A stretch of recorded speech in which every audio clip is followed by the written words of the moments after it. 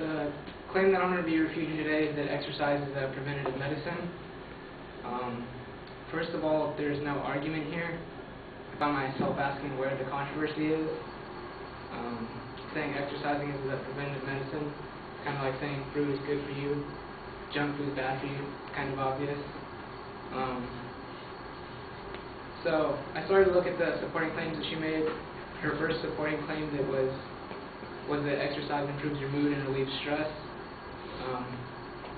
She clearly explained how exercising can improve your mood because of the chemicals that make you feel happier, making you feel better about personal appearance. But in this supporting claim, she failed to make the connection in regards to helping with the stress. She then stated in that supporting claim that it prevents depression. This is irrelevant to the supporting claim that it has to do with mood and stress. Again, I found no controversy that says exercise doesn't relieve stress, but I did find some other things that can relieve stress as well, considering not everyone has time to work out or exercise. An excerpt from Chicago Weekend states that reaching out, interacting with others lets you get your mind off troubles and lifts your spirits. Also, taking care of yourself. Good nutrition and adequate rest go a long way toward giving your body what it needs to deal with stress. Junk food may feel good for a few minutes, but healthy food will help you feel good for a lot longer. Another excerpt from the Network Journal says that journaling can help with stress. Keep a journal to jot down the positive and negative events during your day to release some of the tension.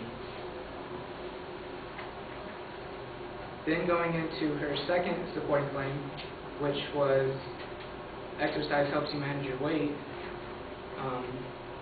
Okay, another fact. However, it is not the only way that you can manage your weight. For people who do not have time or do not like to exercise, these are the people that will typically go on a diet. Dieting is helpful because it obviously helps you watch your weight. Many diets are focused on calorie watching. This is actually a good way to lose weight because, according to FamilyDoctor.org, if you cut back by just 250 calories a day, you can lose up to half a pound a week. This doesn't change your diet too drastically, and it allows you to lose weight.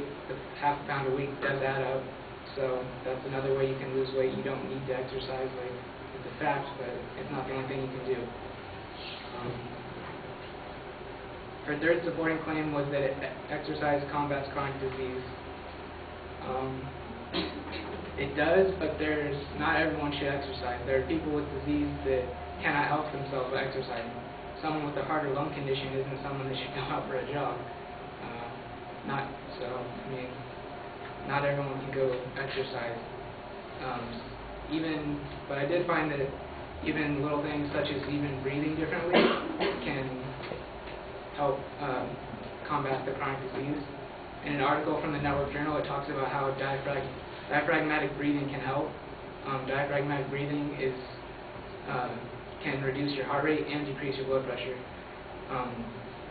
It's a big term, but it simply means inhale through your nose by pushing out your stomach, and while exhaling through your mouth and focusing on the areas of tension. The fourth supporting claim that she made, was that exercising boosts your energy level. Again, like the other supporting claims, it can't be argued. However, this is something that can be affected by eating right. In a question answered by your totalhealth.I village, they explain how avoiding some foods can make changes to your energy levels.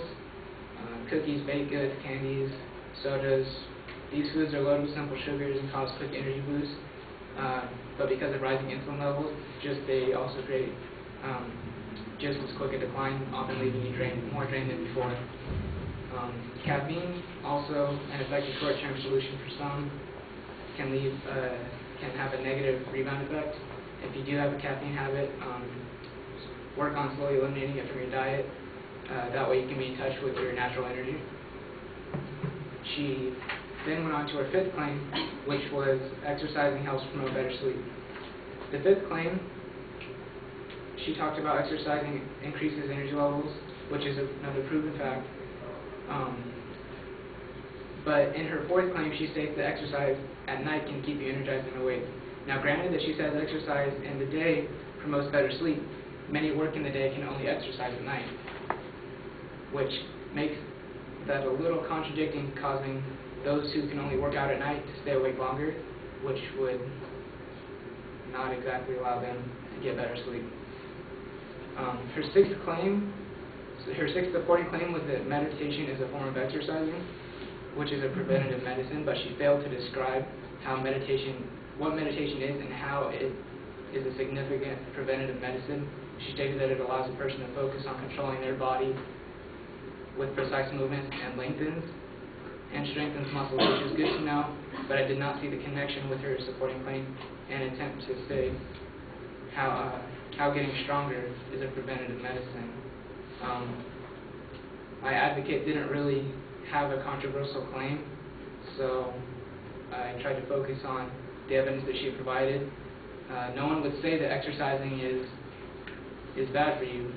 I didn't see the connection with her claim or an attempt to say how. I'm sorry, I started reading the wrong line here.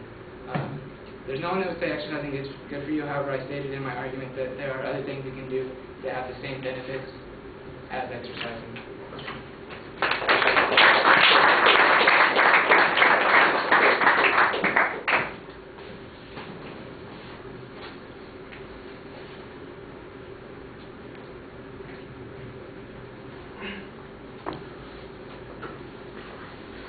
All right.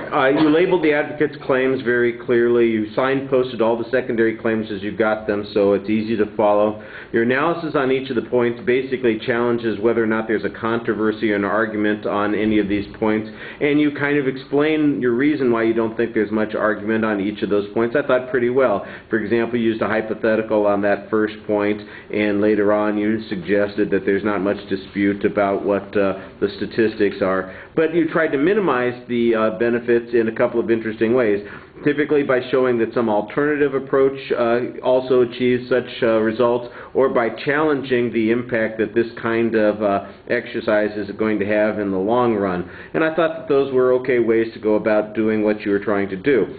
So your consistent argument is that there's not really an argument here, and you made that point each time it was necessary to do so without belaboring it. And then on each of the individual points, I thought you had pretty good counterclaims. Usually there was some evidence to support them. The caloric difference, for instance, on the one point, I thought was pretty good on reducing your weight, on minimizing chronic disease and those kinds of things. The diaphragmic breathing, that sounded good. Your eye contact's a little inconsistent. Sometimes it seems like you're really talking to us, especially in the first part of the speech. As it goes on, I thought it dropped a little bit.